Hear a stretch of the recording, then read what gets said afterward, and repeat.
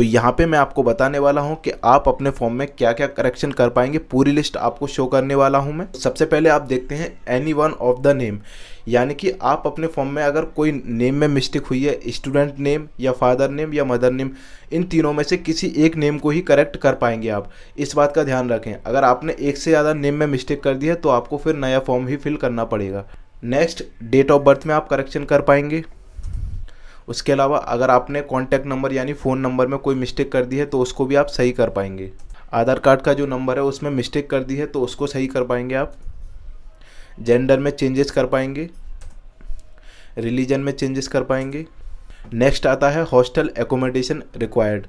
अगर आपको हॉस्टल की रिक्वायरमेंट है और आपने अपने फॉर्म में हॉस्टल रिक्वायरमेंट को नो कर दिया है तो आप उसको यस कर पाएंगे, ठीक है। या अगर आपको हॉस्टल की रिक्वायरमेंट नहीं है तो यस को नो कर पाएंगे, ठीक है। नेक्स्ट आता है क्वालिफाइंग एग्जाम डिटेल। अगर आपने अपने क्वालिफाइंग एग्जाम की डिटेल में कोई मिस्टेक कर दी है या आपने जो सर्टिफिकेट अपलोड किया है अपना उसमें कोई मिस्टेक हो गई है तो आप उसको भी सही कर पाएंगे।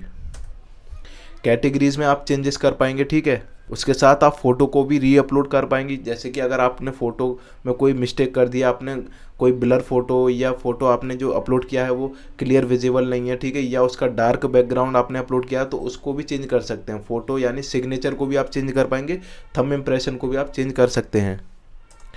और लास्ट में आप अपने एड्रेस को भी चेंज कर सकते हैं। तो ये पूरी लिस्ट आप देख सकते हैं अपनी स्क्रीन पर।